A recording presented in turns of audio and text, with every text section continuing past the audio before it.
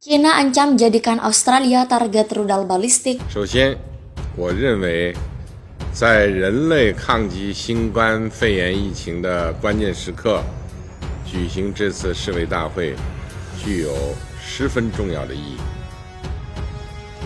人类正在经历第二次世界大战结束以来最严重的全球公共卫生突发事件——新冠肺炎疫情突如其来，现在已经波及210多个国家和地区。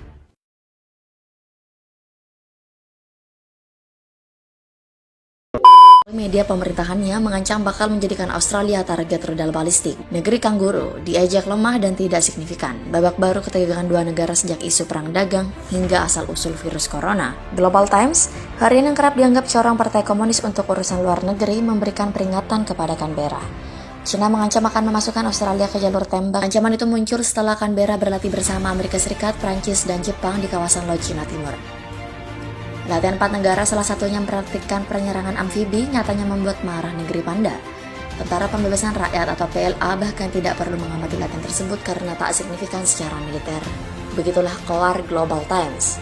Dalam editorialnya, harian itu mengejek Australia dengan menyatakan negara Pasifik itu lawan lemah yang tak pantas jika berhadapan. Jika mereka sampai ikut campur dalam konflik militer seperti di Selat Taiwan, pasukan mereka yang bakal ditembak pertama. Ancamnya dilansir dari The Sun pada hari Senin 24 Mei 2021. Global Times juga menyatakan negeri kanguru itu berada dalam jangkauan rudal balistik jarak menengah DF-26. Sebelumnya pemimpin redaksi harian tersebut Hu Yijin berkeluarkan Canberra seharusnya tidak perlu terlibat. Dalam tulisan opininya, Hu menuturkan Beijing bakal memberikan hukuman jika negara sekaligus benua itu sampai ikut campur. Rencananya, kata Hu, mencakup penembakan misil ke sejumlah fasilitas militer maupun fasilitas kunci. Hu menerangkan, menurutnya penting mengirim pesan tegas kepada sekutu Amerika Serikat itu untuk mencegah Australia berbuat ceroboh. Dalam pandangan Hu, Australia harus tahu konsekuensi apa yang bakal dialami jika berkoordinasi dengan Amerika Serikat. China siap pasok senjata ke Indonesia apabila ribut melawan Australia. Hubungan Indonesia, China, dan Australia dekade ini menemui babak baru. Agresifnya, China di Asia Pasifik berdampak plus minus bagi Indonesia dan Australia. Gampangnya China membawa dampak langsung bagi kehidupan Australia dan Indonesia. Untuk Indonesia, agresifnya China di Asia merugikan mereka di Natuna Utara. China jadi mengklaim Natuna Utara karena hal ini. Ketika tahu Natuna Utara diklaim, Indonesia mempersiapkan militernya di sana.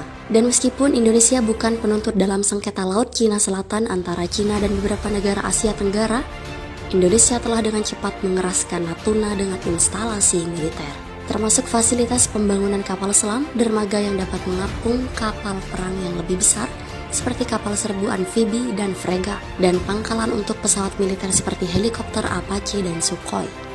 Jelas Channel News Asia melaporkan pada 5 Mei 2022. Pengamat militer Rizwan Rahmat mengakui jika penguatan Natuna dengan perangkat militer langkah tepat yang dilakukan oleh Indonesia. Selama 5 tahun terakhir saya belum pernah melihat sebuah pulau di Asia Tenggara yang dimiliterisasi secepat di Kepulauan Natuna.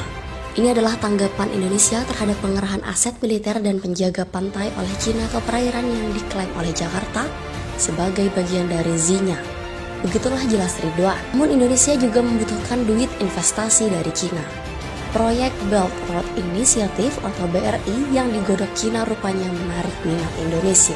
Indonesia ikut dalam proyek BRI. Proyek ini akan membuat perekonomian Indonesia maju lebih cepat. Ketergantungan perekonomian Indonesia ke China membuat negeri ini sebetulnya malu-malu kucing protes soal Natuna Utara.